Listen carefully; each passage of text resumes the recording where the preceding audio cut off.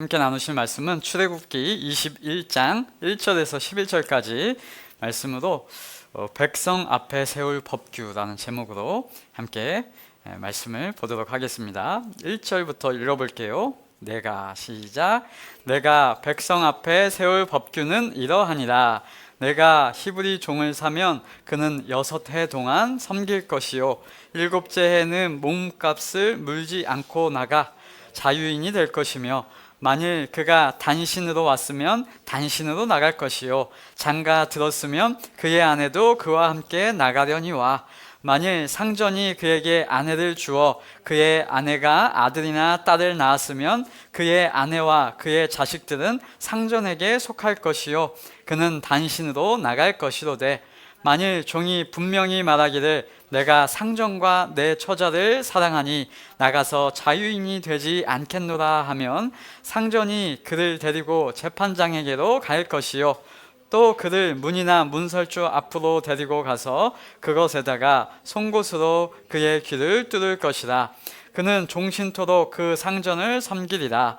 사람이 자기의 딸을 여종으로 팔았으면 그는 남종같이 나오지 못할지며, 만일 상전이 그를 기뻐하지 아니하여 상관하지 아니하면 그를 속량하게 할 것이나, 상전이 그 여자를 속인 것이 되었으니 외국인에게는 팔지 못할 것이요 만일 그를 자기 아들에게 주기로 하였으면 그를 딸같이 대우할 것이요 만일 상전이 다른 여자에게 장가 들지라도 그 여자의 음식과 의복과 동침하는 것은 끊지 말 것이요 그가 이 3가지를 시행하지 아니하면 여자는 속전을 내지 않고 거저 나가게 할 것이니라. 아멘. 우리가 지난주까지 10계명이라고 불리는 10가지 말씀들을 살펴보았습니다. 그리고 오늘은 그 하나님의 말씀에 대해서 구체적으로 어떤 적용이 되는 법들이 지난주 20장 22절부터 쭉 이제 계속 앞으로 몇 주간 나올 거예요. 지난주 10계명이라고 불리는 말씀을 제가 히브리어로 주보에 한번 써가지고 와봤습니다. 뭐라고 되어 있냐면, 우리나라 말은 왼쪽에서 오른쪽으로 읽는데 히브리어 말은 오른쪽에서 왼쪽으로 읽습니다. 그래서 아쉐레트 핫데바림이라고 읽는 거예요. 여기 아쉐레트는 10이라고 하는, 10이라고 하는 숫자를 나타내고요. 그리고 띄운 다음에 뒤에 핫데바림은 하하고 나바르라고 하는 말의 합성어인데, 하는 이런 뜻이고요, 데바림은 말씀이라는 뜻입니다. 그래서 핫데바림이라고 하니까 복수형으로 되어서 그 말씀들이라고 신학교에서 배웠습니다. 그래서 이 10계명은 하나님의 말씀들이에요. 몇 가지 말씀? 10가지, 아세레트라고 하는 10가지 말씀들이라는 것입니다. 10계명이라는 말은 개정 성경에서 만들어낸 번역의 용어이지요. 그래서 10가지 명령, 목숨을 다해서 지켜야 하는 것 같은 어감으로 번역을 해 놓았지만, 내용을 보면, 원어를 보면 사실상 명령이 아니라 하나님께서 사람들에게 말씀하신 것이고, 그 사랑의 하나님이시니까 사람들을 위한 사랑의 표현이고 책임을 나타내 주시는 말이고, 또 앞서 일하신 것으로 인하여 인간이 굳이 하지 않아도 될 불필요한 것들을 제거해 주시는 내용, 그 하나님의 마음이라고 우리는 나누고 있습니다. 이러한 하나님의 말씀의 내용은 왜 이렇게 우리 교회는 굳이 이렇게 표현들을 바꾸어 가고 얘기를 하냐면, 그 하나님의 마음이 성경 전체에 나타나기 때문입니다. 하나님께서 인간에게 그렇게 안 해도 되도록 먼저 일해 주시고 보여주시고 은혜 주시고, 그리고 나서 인간에게 대해서 너희는 그러니까 이렇게 살아야 되겠지, 이렇게 기대하는 마음, 사랑하고 그렇게 살기를 바라시는 하나님의 마음이 담겨있는 말씀이 성경 전체의 패턴이라는 것입니다. 하나님이 인간을 사랑하셔서 하나님의 복을 누리며 살기를 원하시는 모습으로 그렇게 책임지며 말씀하신다. 이것을 꼭 10계명이라고 하는 그 용어 앞에 기억해 가시기를 원합니다. 하나님은 그렇게 하세요. 한번 몇 가지 우리가 성경의 초점대 이제 창세기 부분을 나누고 있으니까 한 번 더 살펴볼까요? 하나님께서 아담과 하와를 지으시기 전에 이미 모든 것을 하나님이 보시기에 좋게 온전하게 만드시고 질서 있게 만물이 움직이도록 창조해 내셨습니다. 그리고 나서 이제 아담과 하와를, 인간을 그 좋은 것, 복된 곳에, 은혜가 넘치는 그 에덴 동산에 살 수 있도록 그 혜택을 다 그들에게 주었다는 것입니다. 여러분, 에덴, 아담과 하와를 위해서 하나님이 주신 것이지 하나님조차고 에덴 동산 만든 게 아니잖아요. 그거 먹는 거 하나님이 드시는 거 아니고 아담과 하와 그들에게 생육하며 먹고 살아가며 다스리며 다 할 수 있도록 주셨다는 것이에요. 그러면서 하시는 하나님의 말씀이 창세기 1장 28절입니다. 주보에 있습니다. 하나님이 그들에게 복을 주시며 하나님이 그들에게 이르시되, 여기 이르시되, 여기에 말이 아마르라고 하는데 다바르하고 비슷한 말이에요.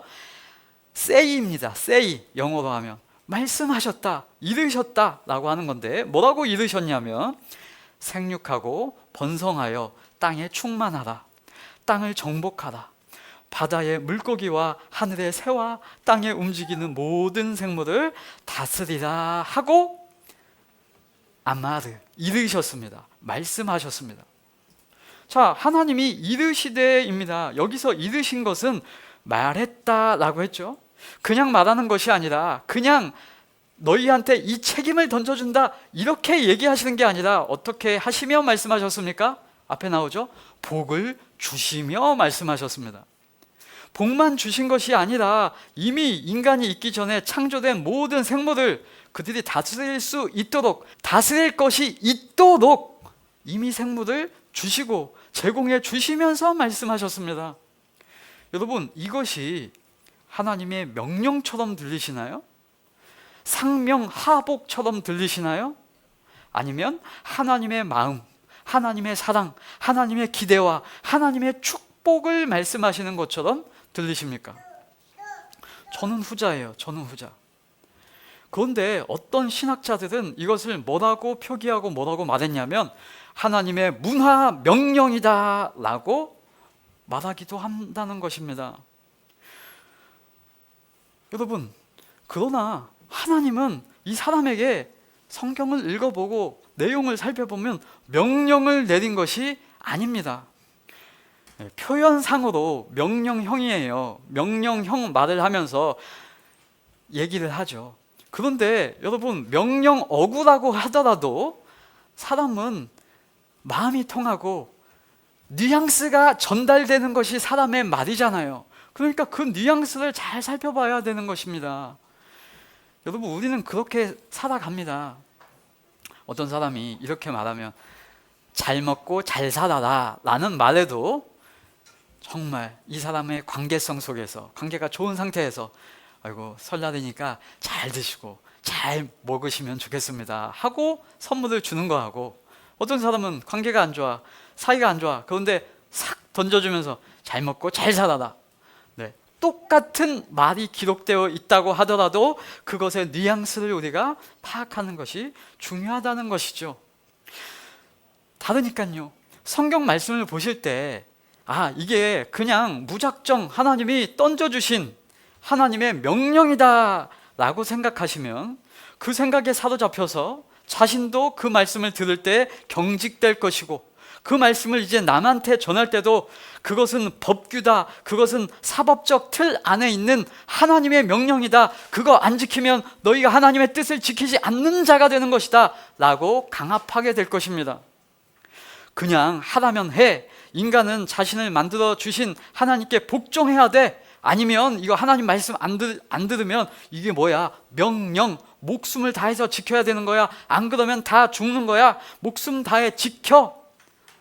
여러분, 이런 뜻으로 선포되게 되고 이런 뜻으로 덮어놓고 흐름 없이 생각하게 되는 것입니다. 그러니 제발 부탁드리는 거, 흐름 없이 맥락 없이 성경을 이해하지 않으시기를 권면을 드립니다. 대신 우리는 매주 하는 게 그거예요. 우리는 하나님의 일하심, 하나님의 행동에 근거하여 보면서 사랑의 말씀, 은혜 베푸심, 인간을 위하시는 하나님의 말씀, 그 풍성한 은혜를 누릴 수 있게 하시는 말씀이라고 하는 그 전제를 성경 말씀 흐름 속에서 갖고 성경을 보며 이해하며 오늘 말씀도 살펴보았으면 좋겠습니다. 우리가 하나님을 대하고 하나님에 대한 인식을 하게 되는 것을 우리는 우리 사회 문화적인 백그라운드 안에서 하나님을 바라볼 수밖에 없습니다. 그래서 우리의 생각 속에 뭐가 있어요? 어렸을 때부터 유교적 사상이 그냥 뼛속부터 DNA 속에 박혀 있고요. 조상 때부터 계속 내려왔던 무속신앙적인 그런 신인식이 갇혀 있고요. 학교에서 맨날 배우는 거 충효예를 강조하는 문화 속에서 인식하는 경향이 크기 때문에 그 인식을 다 가지고 말씀을 싹 보면 성경의 맥락과 상향을 근거하지 않고, 어려운 말로 컨텍스트를 생각하지 않고 그냥 텍스트에만 집중하게 되는, 콘텍스트가 뭐냐면 맥락, 상황, 배경이라는 뜻입니다. 그것을 고려하지 못하게 되어서 본래 하나님이 말씀하시는 그 시대 그 배경 가운데 말씀하시는 하나님의 심정, 그 마음, 하나님의 뜻을 우리가 읽는 우리가 오해하는 경우가 많이 생긴다는 것입니다. 그래서 우리는 이렇게 많이들 받아들여 왔습니다. 우리는 이렇게 받아들이죠. 하나님이 말씀하셨다. 그 하나님이 누구시냐? 신이시다, 왕이시다, 세상의 어떤 신보다 높으신 분이다, 우리하고 동급이 아니다. 그러면 우리는 이 조선 왕조 500년 이 왕정 국가에서 살았던 이 조선 시대부터 내려왔던 이 인식이 뼛속까지 박혀 있어요. 그래서 그 높으신 분이 말씀하시면 이 토시 하나 어기면 죽는다, 그 말씀 다 지켜야 한다. 그래서 그걸 잘 지키려고 규율을 이제 자기 손으로 더 강화해서 만들죠. 하나님이 이런 말씀을 하셨다 그러면 1번 생육해야 합니다. 여러분, 첫 번째 하나님의 말씀입니다. 생육해야 합니다. 안 먹으면 안 됩니다. 배탈 나도 먹고 속쓰려도 먹고 그저 먹으라면 먹어야 합니다. 예를 들면 이런 식으로 2번 번성해야 합니다. 번성하지 않으면 명령을 어기는 겁니다. 결혼하지 않으면 안 됩니다. 결혼하여야 합니다. 애는 2명 낳으면 본전입니다. 적어도 3명은 낳아야 됩니다. 그것이 번성입니다. 하나님의 뜻을 지키는 것이 번성입니다. 이건 명령입니다. 이런 식으로 많이 받아들이죠. 세 번째, 다른 거 다 지켜도 이거 안 지키면 하나님의 말씀을 어긴 것입니다. 다스려야 됩니다. 다스리지 않으면 어기는 겁니다. 다스리기 위한 실력을 키워야 됩니다. 숨이 턱턱 막힙니다. 숨이 턱턱 막혀. 여러분, 우리가 때때로 하나님의 말씀을 이렇게 여기고 하나님을 바라보고 있지는 않은지, 여러분, 그렇게 되면 하나님의 마음은 온데간데 없어지잖아요. 너무 아쉽죠. 뒤에 예수님의 비유 속에 나오는 주인을 오해하고 주인을 강팍하게 생각하는 종의 모습처럼, 그 청지기의 모습처럼 살게 되는 것입니다. 그거 오해입니다. 조선시대에 어떤 인간적인 왕보다 하나님이 멀게 보이고 하나님이 그렇게 인식되는 것이고, 그러면 최대한 그러한 명령들 늦게 알고 싶죠. 우리의 삶을 억압하는데 그것을 왜 먼저 알아가지고 굳이 찝찝하게 살아갑니까? 힘든 세상인데 더 힘든 명령을 하게 되는 것처럼 하나님을 느끼게 되는 것입니다. 무엇을 모르면 그럴까요? 그 하나님이 나의 하나님, 그 하나님이 사랑의 하나님, 그 하나님이 인간을 위하시는 하나님, 은혜 주시는 하나님, 거저 먼저 나를 위해서 행해 주신, 나에게 복 주시는 하나님, 나보다 나를 더 사랑하시는 하나님이라는 사실을 잊어버리면, 빼버리면 그렇게밖에 느낄 수가 없게 되는 것이잖아요. 여러분, 오늘 교동문에서 나왔는데 다윗은 하나님의 계명을 묵상했다고 하죠. 그 다윗이 하나님의 계명을 묵상하면서 이런 표현이 나옵니다.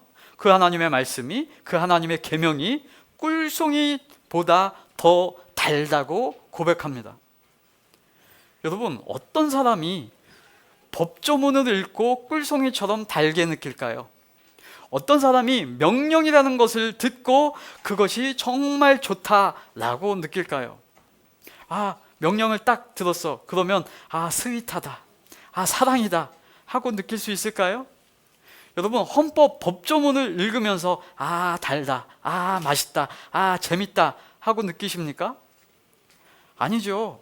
그런데 성경에 이런 표현이 있다니까요. 하나님의 계명을 듣고 하나님의 율법이 온전하여서 내가 보니까 달대, 기쁘대, 행복하대, 너무 스윗하대, 꿀보다 더 스윗하답니다. 그런 표현이 있으면 법조문, 명령문을 읽고 사람이 그렇게 느낄 수 있나? 라는 생각을 해봐야 하죠. 그러면 우리는 이렇게 이해가 될 것입니다. 다윗은 그 하나님의 말씀을 법조문, 명령으로, 율법서로 본 것이 아니라 뭘로 느끼게 되었다는 것일까요?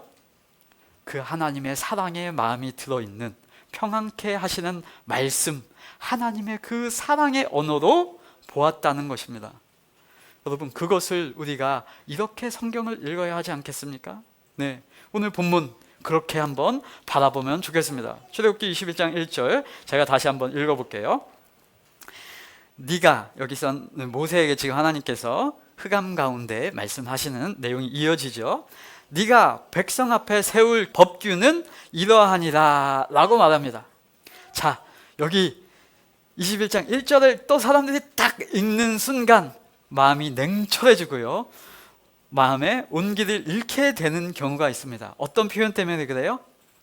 법규, 규정이다, 명령이다, 계명이다 라고 하면 사람들의 마음이 싹 식어지는 느낌이 있습니다. 왜냐하면 세상은 법규를 들이대면 그런 마음이, 온기가 싹 식어버리게 되는 경우가 허다하거든요. 법규다, 규정이다, 명령이다 라고 합니다.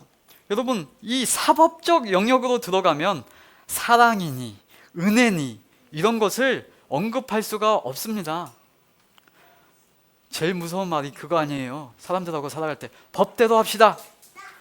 온정이라는 것은 싹 사라지고 사람들 간의 정, 이런 끈끈한 그런 인식, 은혜 이런 거는 전혀 사라지는 말이 그 말입니다. 규정대로 합니다.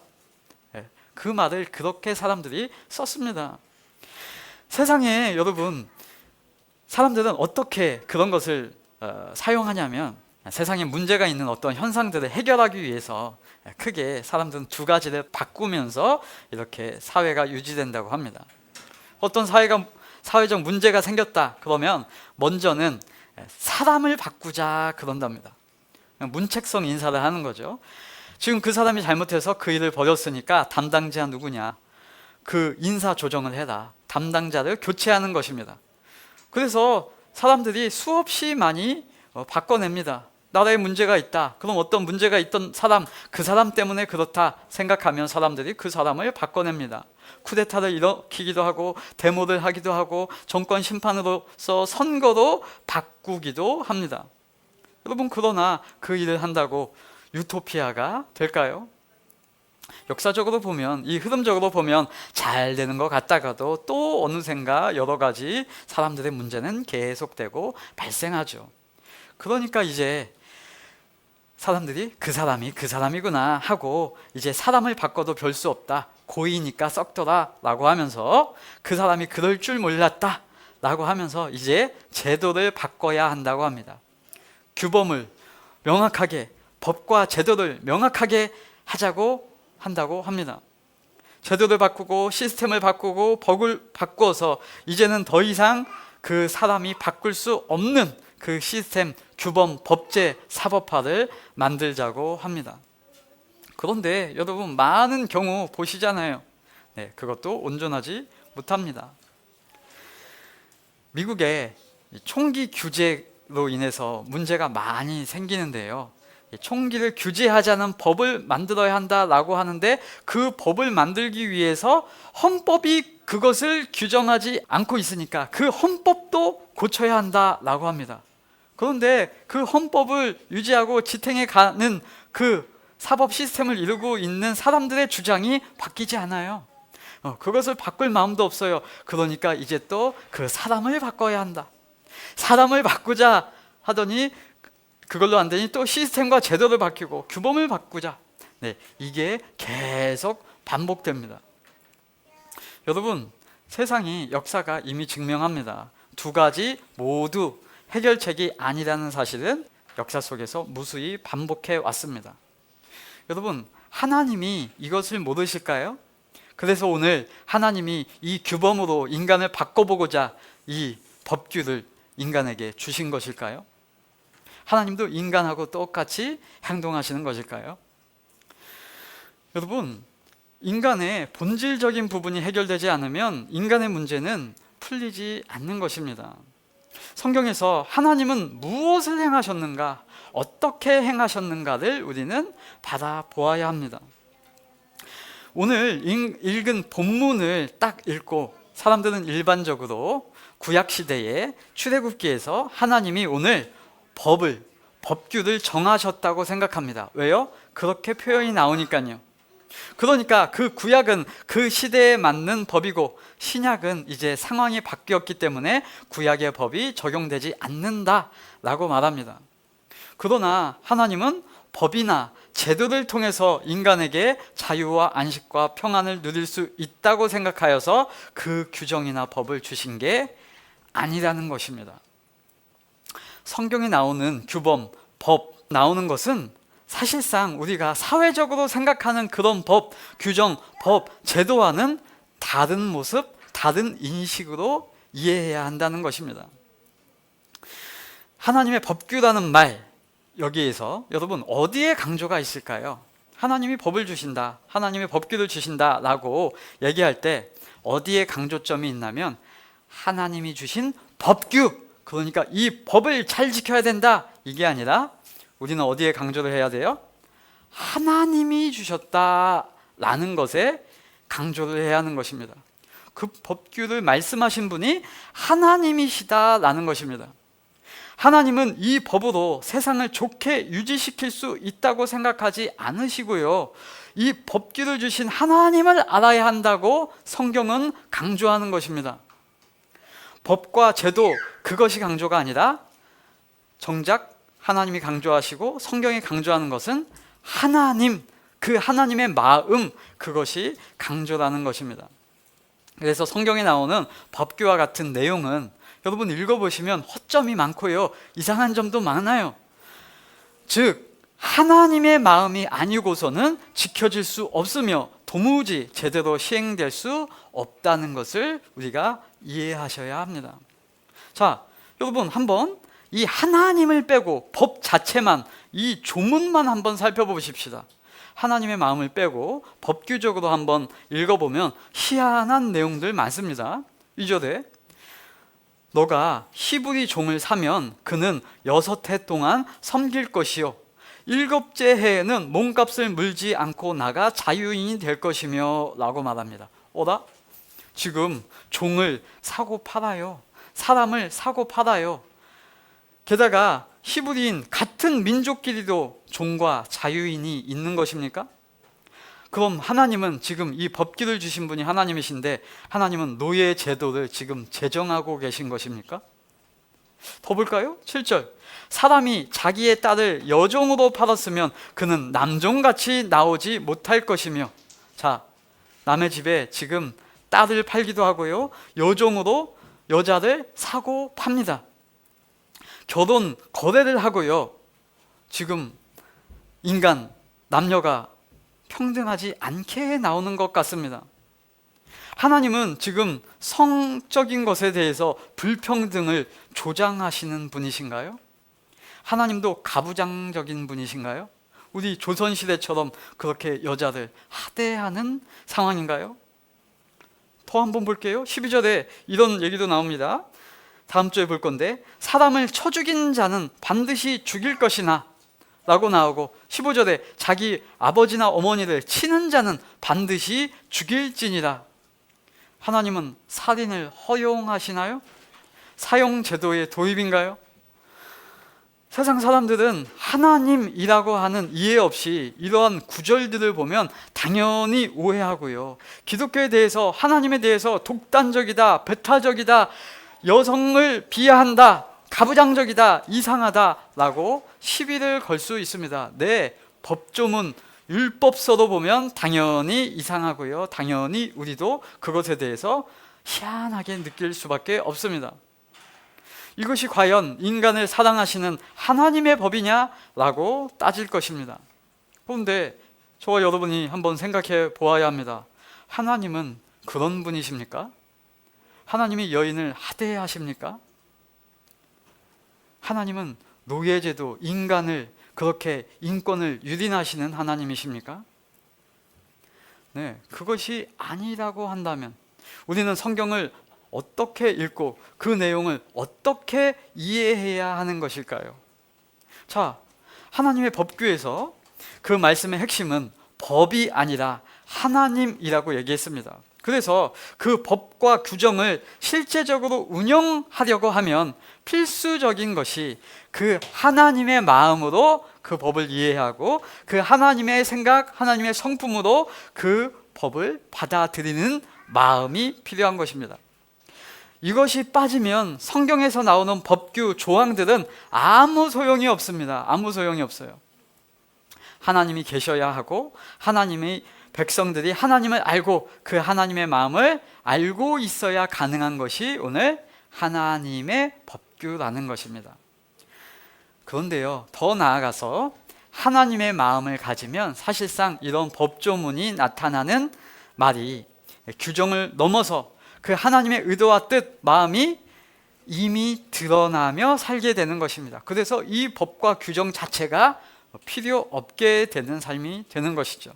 즉, 하나님은 규정으로서 이 세상을 통제하려고 하는 것이 아니라 그 당시 사람들이 자연스럽게 그 죄적인 인식 속에서, 그 문화 속에서 당연히 하고 있는 모습을 하나님의 마음으로 하도록 하여서 어떤 규정들도 선하게 아름답게 나타날 수 있음을 보여주시려고 하는 것이 이 하나님의 규정, 하나님의 법규에 담겨 있다는 것입니다.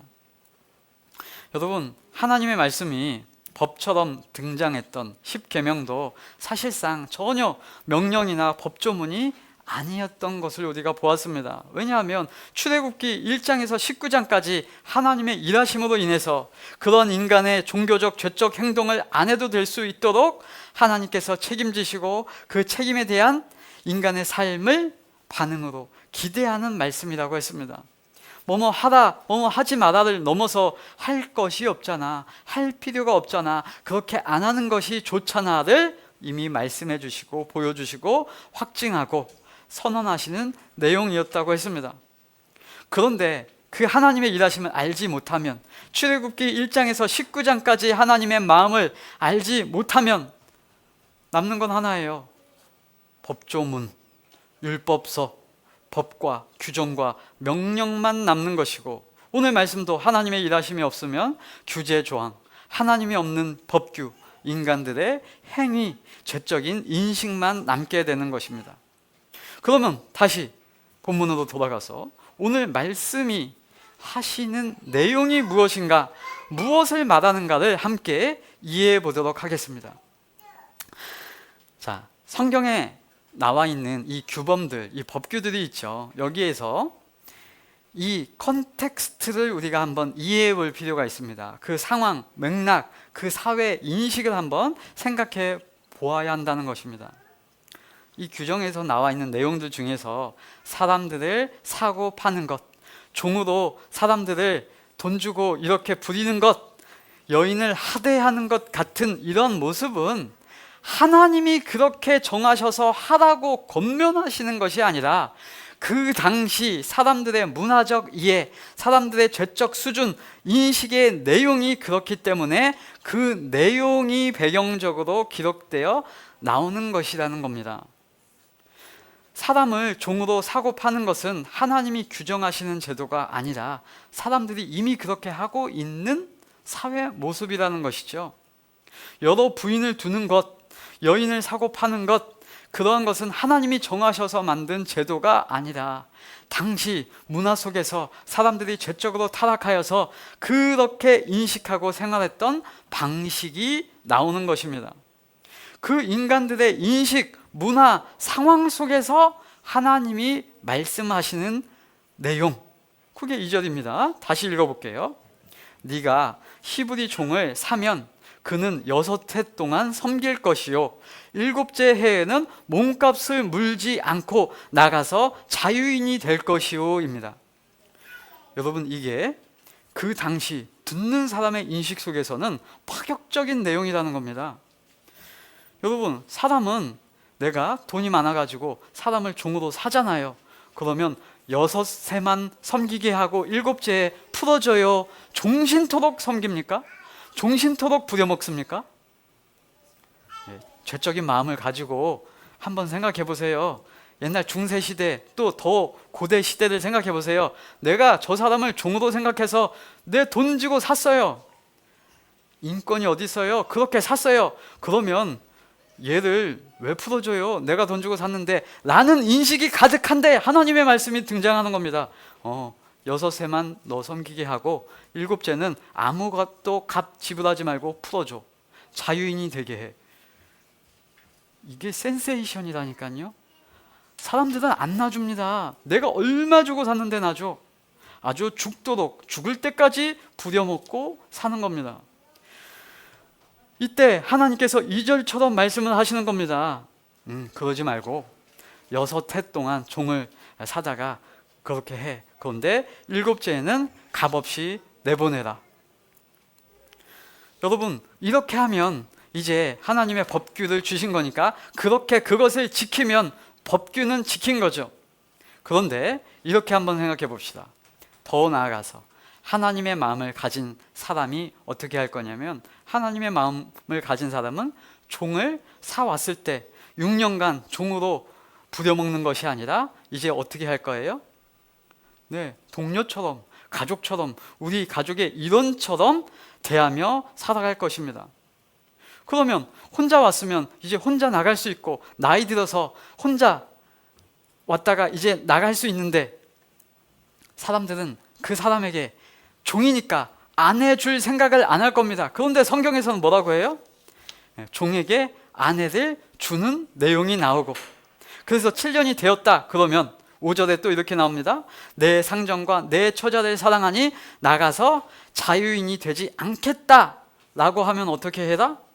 재판장에 가서 문설주 앞에 데리고 가서 송곳으로 귀를 뚫는 겁니다. 그러면 종신토록 상전을 섬기리라 라는 말씀이 나오는 겁니다. 여러분, 이렇게 율법 조문으로 하면 하나님의 법규를 지키는 것인데, 여러분, 이것은 어떤 마음이어야 이것이 가능해질 겁니까? 상전이 하나님의 마음으로 종이 자신을 좋아해 주도록 대하지 않으면 이렇게 될 일이 전혀 없다는 것입니다. 이제 노예 제도를 인간들이 어떻게 사용했는지 역사를 보시면 참혹해요. 제가 미국의 남부를 여행할 기회가 있었는데요. 그때 노예 무역선이 인간들을 이 케이크 단처럼 빽빽하게 채워가지고 한 칸 넣고 사람들 넣고 합판 하나 대고, 사람들 넣고 합판 하나 대고, 이렇게 해가지고 사람들을 노예로 데리고 왔어요. 여러분, 그렇게 데려온 사람을 누가 아내를 만들어줍니까? 그렇게 하지 않아요. 그리고 내가 평생 상전을 사랑한다 이런 고백이 어떻게 나옵니까? 불가능하죠. 하나님의 마음이 아니라면 불가능해요. 그런데 그게 가능할 수 있도록 그런 내용이 나타나고 있는 것이고, 그 율법만 지키면 나 지켰어. 7년째는 풀어주는 거지. 그럼 내가 6년간 죽어라고 부려먹는다. 그렇게 되면 말씀은 지켰지만 하나님의 마음은 아무도 없게 되어서 아무것도 아니게 되는 그런 말씀을 지금 하나님은 하고 계시다는 거예요. 자, 그러면 하나님의 마음을 가진 자가 종을 너무나 사랑하여서, 이 종도 상전을 너무 사랑하여서 나가지 않겠다고 하면 종을 넘어서 이제 자식으로 삼아서 종신토록 함께하며 살아가는 것, 그것을 얘기하고 있는 것이죠. 종의 신분에서 아들을 삼아서 살아가게 되는 것, 그 모습입니다. 여러분, 실제로 미국에서 이런 일도 일어났다고 하죠. 이제 노예 제도를 이제 폐지한 대통령이 있지 않습니까? 노예 제도가 폐지되어서 노예를 집안에 둘 수 없다고 법 규정으로 딱 정해서 내리니까 일부 노예 중에 일부가 정부에 탄원을 했다고 합니다. 노예 제도를 제발 폐지하지 말아달라. 그걸 법 규정으로 불법으로 하지 말아달라. 왜냐? 그러니까 우리 주인은 나에게 일을 주었고, 나에게 아내를 만들어 주었고, 우리 가족들을 살 수 있게 해주었고, 내 자녀들을 학교를 보내주었고, 내 직장을, 일거리를 주어서 내가 먹고 살 수 있게 해주었는데, 나는 노예였지만 내가 노예가 아니라 나를 주인이 인간적으로 평등하게 대해주었고 때리지 않는 주인이었는데, 그것을 법적으로 규범으로 폐지함으로써 나를 내보낸다고 하니 그것을 좀 폐지해달라라고 얘기했다는 것이죠. 지금 성경이 말하는 것은 법, 제도, 규범, 율법, 조문이 아니라 하나님의 마음을 말하고 있다는 것입니다. 여러분, 여인에 대한 이해도 한번 그 당시 사람들이 살아갔던 이해와 성경의 이해가 어떻게 다른지를 이해해 봐야 한다는 것입니다. 여러분, 그 당시 사람들은 여인을 하대하고 막대했단 말입니다. 그 기본 베이스가 있는 거예요. 지금 우리 시대에서 이 법을 우리 법에 적용한다, 이렇게 적용해서는 안 되는 법이죠. 그러니까 하나님은 그러한 사회 문화 배경 속에서 그 규범 가운데 여인을 존중하고, 구절에 나오는 것처럼 딸처럼 대해줄 수 있는 것을 말하는 것이지, 그저 이혼하고 버리는 허다한 그런 모습을 얘기하는 것이 아닙니다.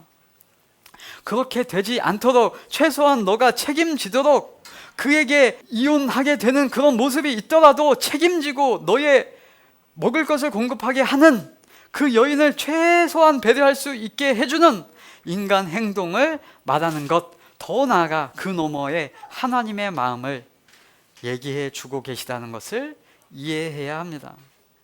여러분, 이것이 신학으로 가서 이해하게 되면 예수님께서 사람에게 이렇게 말씀하시죠. 마태복음 5장 17절에 내가 율법이나 선지자를 폐하러 온 줄로 생각하지 말라.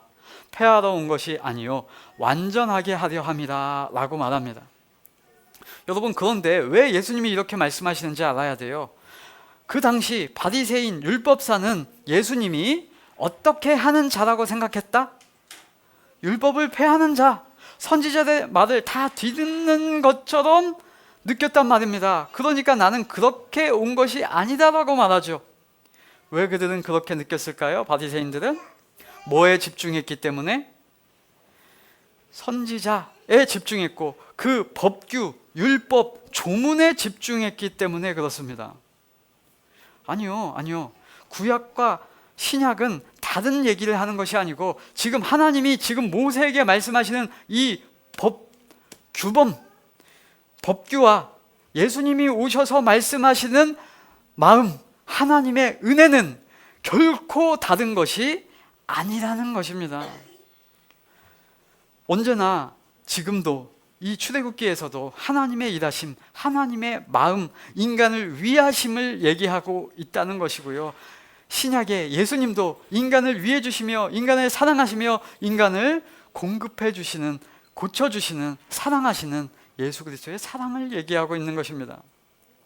구약은 법 조항, 율법 조문으로 말씀하시는 것의 내용을 보면 인간을 사랑하심, 위하여 주심, 배려해 주심이 나타나는 것이 그 마음이 본질이고, 신약은 이제 그 말씀이 예수 그리스도의 사랑 실체로 드러나여서 실제적으로 하나님의 행동이 드러나는, 실체로 드러나는 것입니다.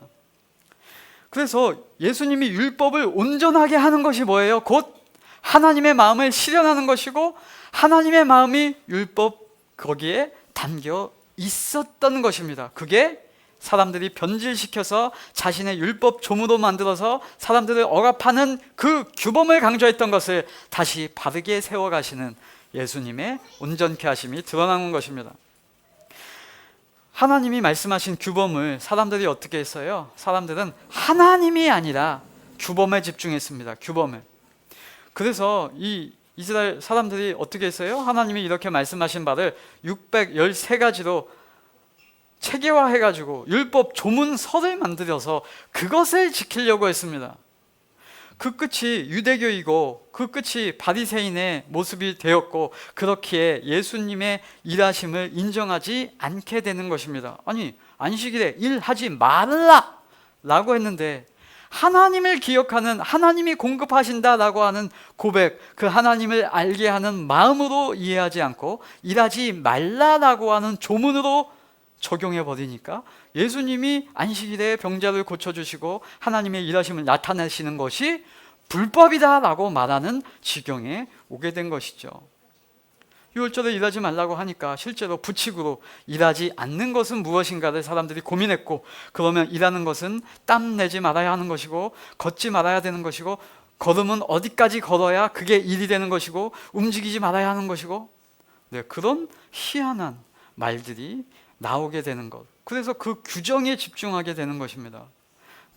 본질과 수단이 완전히 뒤집어져 버린 것이죠. 그러나 하나님의 마음, 하나님의 뜻, 하나님의 원리를 이미 이 오늘 법규라는 그것에 말씀하셨기 때문에 그 본질, 하나님의 나타남의 실체인 예수 그리스도의 일하심을 통해, 안식일의 주인 되신 하나님, 그 하나님의 일하심을 통해 율법과 규범이 바르게 정의되고 풀리게 되는 것입니다. 안식일에 선을 행하는 것 옳고, 안식일에 병을 고쳐주시는 것 옳고, 안식일에 매임에서 풀리는 것 합당하다는 것입니다.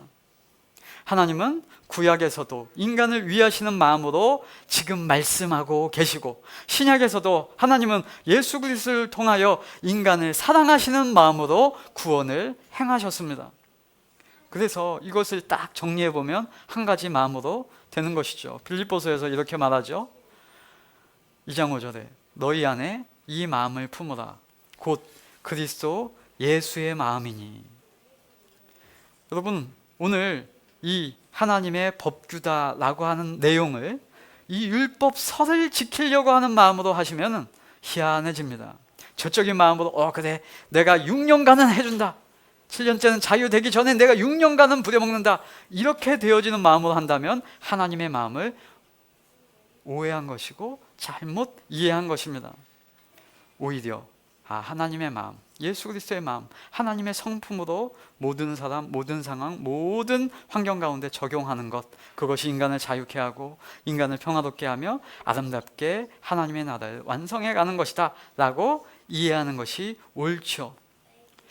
성경을 볼 때 조문, 규범, 명령으로 쓰여 있다 하더라도, 그런 단어가 우리 성경책에 등장하더라도 그렇게 이해하고 받아들이지 마시기 바랍니다. 강조는 하나님의 마음, 하나님의 성품, 하나님의 의지라는 사실을 꼭 기억하시기 바랍니다. 그 하나님의 은혜를 알아가시고 사랑이신 하나님을 바라보셔서 율법에 써져 있는 조문을 넘어서 하나님의 마음, 예수 그리스도의 마음이 우리 가운데 숨쉬는 진리로 발현되기를 소망합니다. 하나님의 말씀으로 힘이 되고 하나님 때문에 기쁘고 주님의 말씀을 묵상함이, 그래서 하나님의 취지가 이거였구나, 하나님의 뜻이 이거였구나 하고 발견되어서 달다, 그 하나님의 마음이 고맙다, 인간을 위하심이 행복하다라고 이해하게 되는 멋진 성도, 복된 하나님의 자녀의 삶을 만끽하며 살아가시기를 예수 그리스도 이름으로 축원합니다.